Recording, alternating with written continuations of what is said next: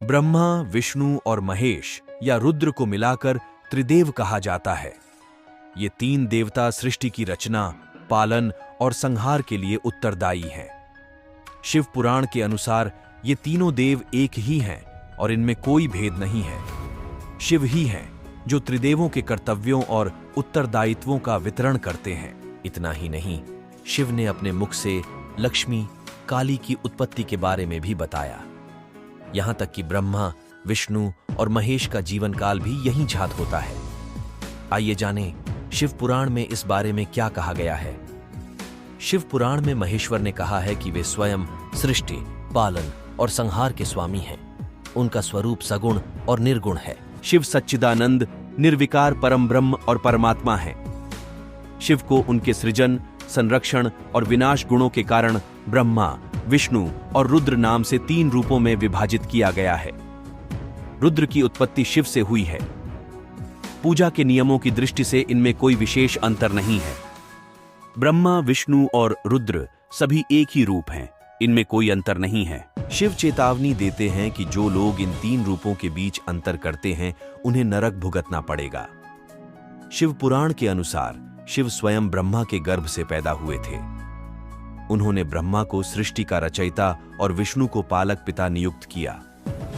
शिव पुराण के अनुसार वह अपने अंश से प्रकट होते हैं और जिस रुद्र को वह नष्ट कर देते हैं। परमेश्वरी प्रकृति देवी उमा के नाम से प्रसिद्ध हैं। उनकी शक्तिभूत भगदेवी सरस्वती ब्रह्मा की पत्नी है और प्रकृति देवी से उत्पन्न हुई है, जो लक्ष्मी के रूप में विष्णु के तेज को बढ़ाती है। फिर काली रुद्रदेव की सहचरी हैं। शिव सृजन, पालन और संहार करते हैं। पुराणों के अनुसार शिव रज आदि तीन गुणों से ब्रह्मा, विष्णु और रुद्र के रूप में प्रकट हैं। विष्णु के भीतर तमोगुण और बाहर सत्वगुण है। त्रिलोक का कहना है कि रुद्रदेव के पास अंदर से सत्वगुण और बाहर से तमोगुण है।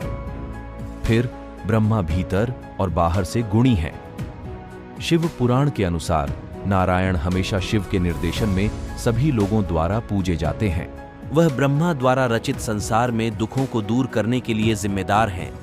इसके लिए उन्हें अनेक अवतार लेने पड़ते हैं, ऐसा इस पुराण में कहा गया है। ध्यातव्य है कि विष्णु ने अलग अलग युगों में अलग अलग अवतारों में जन्म लिया। शिव पुराण के अनुसार शिव विष्णु के सभी कार्यों में सहायता करते हैं। विष्णु और रुद्र में कोई अंतर नहीं है, वे एक दूसरे के पूरक हैं। रुद्र का भक्त होना और विष्णु की निंदा करना उस व्यक्ति के पुण्य को नष्ट कर देता है।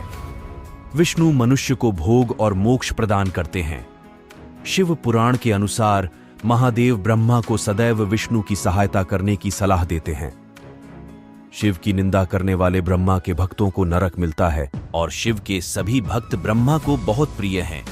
शिव पुराण में ब्रह्मा, विष्णु और रुद्र की आयु का व्याख्याएं भी दी गई हैं। यदि 4000 युग बीत जाएं तो वह ब्रह्मा के जीवन का एक दिन है और 4000 युग बीत जाने पर ब्रह्मा की एक रात होती है। पुनः 30 दिन एक महीना है और 12 महीने एक वर्ष है। इस प्रकार ब्रह्मा 100 वर्ष तक जीवित रहे। फिर ब्रह्मा का एक वर्ष विष्णु का एक दिन होता है। विष्णु भी इसी प्रकार 100 वर्ष तक जीवित रहे। वहीं विष्णु का एक वर्ष रुद्र के एक दिन के बराबर होता है। इसी प्रकार रुद्र भी 100 वर्ष तक जीवित रहते हैं। शिव पुराण के अनुसार शिव के मुख से एक ऐसी श्वास निकलती है जिसमें 21,600 दिन और रात होते हैं। शिव की सांसों की कोई संख्या नहीं है, इसलिए वे अविनाशी हैं। इसी के आधार पर संसार की रचना हुई है। दोस्तों, हम आशा करते हैं कि आपको हमारा यह वीडियो अच्छा लगा होगा। अगर यह वीडियो आपको अच्छा लगा है तो हमारा चैनल को लाइक करके सब्सक्राइब जरूर करें। धन्यवाद।